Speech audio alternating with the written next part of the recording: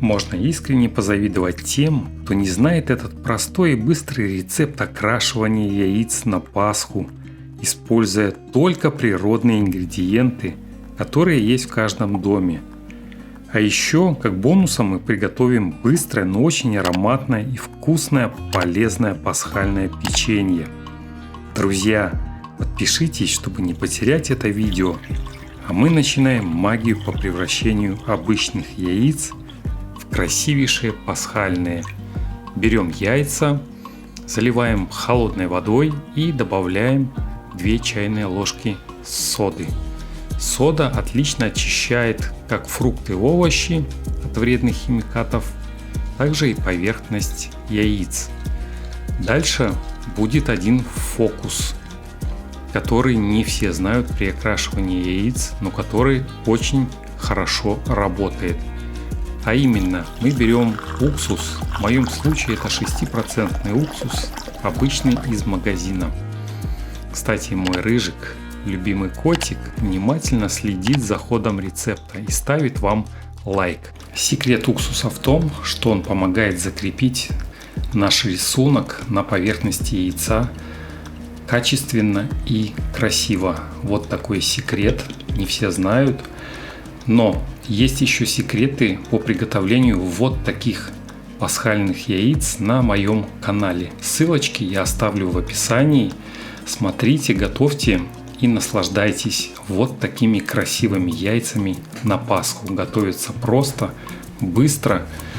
А я беру марлю, разрезал на квадратики 15-20 сантиметров и беру такие канцелярские принадлежности. Все, что нам понадобится, немножко смекалки, а именно я беру подсолнечные семена и рассыпаю хаотично на поверхности одной из марли. Плюс в том, друзья, что этот рецепт, в нем каждое яйцо будет не похоже на другое. Поэтому это уникальная технология, которую никто за вами не повторит. Я беру луковую шелуху, беру бумагу, которую скручиваю в несколько слоев, и надо ее нарезать хаотичными небольшими фрагментами. Кажется, при чем тут бумага? А нет, друзья. И все это через блендер перемешивается, прокручивается, измельчается до хаотичных частиц. Почему я упомянул, что ваш рецепт никто не повторит. Ваши яйца будут уникальны. В этом и плюс данного рецепта, друзья. И на семена подсолнечника я опять-таки хаотично разбрасываю то, что у нас получилось. В ход идет у нас природный краситель, шикарный каркаде, которого я тоже добавляю несколько соцветий. Каркаде — это, по-моему, гибискус, если я не ошибаюсь, поправьте меня в комментариях.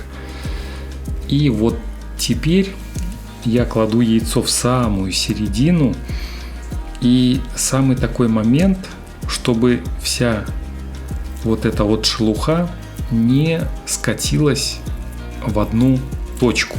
Вот как у меня сейчас, видите, кусочек яйца не задействован.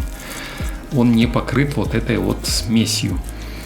Поэтому я вот так вот заворачиваю это дело и попутно смотрю, чтобы все участки яйца были у нас задействованы.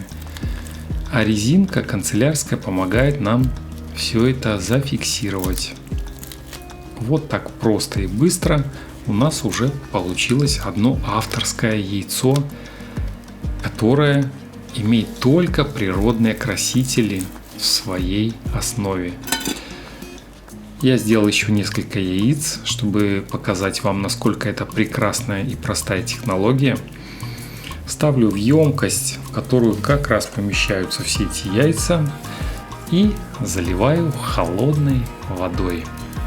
По сути дела, у нас рецепт уже наполовину готов. Но будут еще некоторые тонкости и секреты, которые следует учесть, чтобы у нас все получилось. Первым из них я насыпаю чайную ложку соли. Важный ингредиент, не пропускайте этот ход. Как вы видите, я не успел поставить на огонь, а каркаде уже начал свою работу. Варим 10 минут после закипания. В это время, пока варится 10 минут, я беру творог, ванилин, кладу в творог и все это дело сдабриваю одним яйцом. Яйца у меня свойские, домашние, поэтому я решил использовать 2 яйца. Туда же добавляется треть чайной ложечки соли. Настолько, друзья, простой рецепт. Туда же добавляется разрыхлитель. Крайне советую приготовить на Пасху.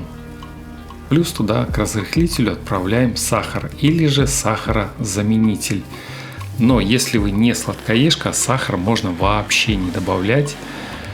А вот что бы я добавил, так это вот сливочное масло 60 грамм. Посмотрите, уже какая красота у нас получилась. Туда просеивается мука. До последнего момента я сомневался, стоит ли просеивать или нет.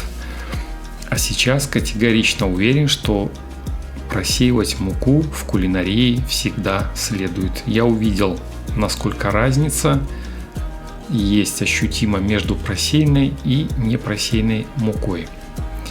Далее отправляется молоко и немножко масла. 3 столовые ложки.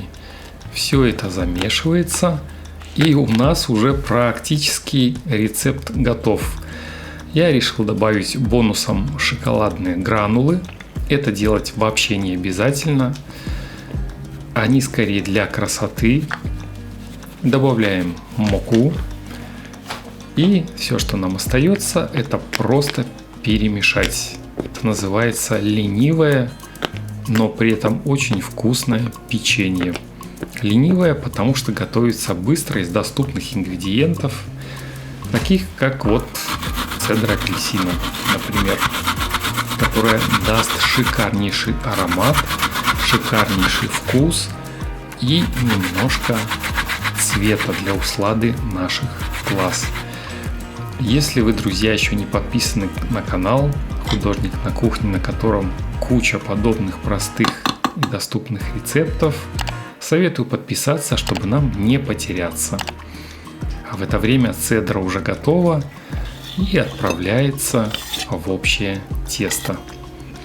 По сути дела, нам остается лишь перемешать. Духовой шкаф я уже включил. Температуру я поставил 180 градусов для прогрева. И тесто уже практически замешано. Сейчас вы увидите его консистенцию. И теперь я смазываю руки подсолнечным маслом. Делается, я думаю, знаете это для чего. Те, кто не знает, пишите в комментариях, я расскажу или вам подскажут подписчики. И теперь самая важная часть – замешать руками, отдавая свою любовь этому тесту. Все, что мы делаем с любовью, все нам возвращается. Все, что мы вкладываем в еду, потом возвращается нам. И далее нам остается добавить чуть-чуть муки на разделочную доску, на которой будет все это твориться, раскатать красивенько и сделать красивые формы. На самом деле все очень просто. Делю тесто на 2 части, потому что у меня разделочная доска небольшого размера, а тесто раскатать надо довольно тонко, примерно 6 миллиметров, 6-8 миллиметров толщиной. Сразу я это делаю руками, сдабривая мукой. Друзья, а как вы любите раскатывать тесто? Руками или скалкой? Интересно узнать ваш опыт в комментариях. А я беру тем временем формочки. В моем случае вот такие формочки мне попались. И при помощи данных формочек я делаю вот то сердечки, то игрушки. И таким образом у нас получатся разные, но очень-очень вкусные печеньки, которые готовятся буквально за считанные минуты. А вкус незабываемый. Те, кто пробовали эти печенья, остались в полном восторге, поэтому я с уверенностью вам рекомендую данный рецепт. Плюс этого теста в том, что фрагменты, которые мы не использовали, я их собираю, разминаю и вновь пускаю на печенье. То есть отходов у нас вообще нет в этом печенье. Кроме того, что сделано из доступных простых ингредиентов, так еще даже и без отходов. Идеально, мне кажется. А вы, друзья, напишите в комментариях, вы делали уже такое печенье? Знаете данный рецепт? Или он для вас открытие? Всегда с радостью читаю ваши комментарии, которые вдохновляют меня на создание новых, вкусных, быстрых, главное, полезных рецептов для вас. Далее я беру яйцо. Яйцо я взял просто яйцо, но, как показала практика, в яйцо желательно добавить столовую ложку молочка для данной операции. Это будет намного красивее и намного вкуснее. Далее я выкладываю на противень печеньки и предварительно, смазав пергаментную бумагу, посыпав точнее мукой.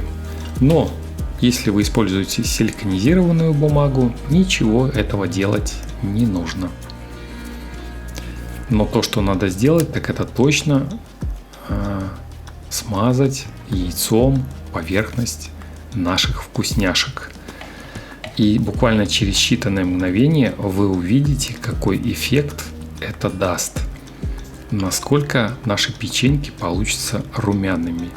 А я советую добавить вам кунжут, который весьма кстати придется в данном рецепте на пасхальных печеньках. Это станет настоящим украшением данных печенек. Всю эту красоту мы отправляем в духовой шкаф. Уже ароматно смотрится, но через 20 минут совсем другой эффект будет. Печенья получается настолько много, что у меня заполнен еще один огромный большой противень, который также отправляется на 20 минут. Пока подходит печенье, я очищаю яйца от красителей.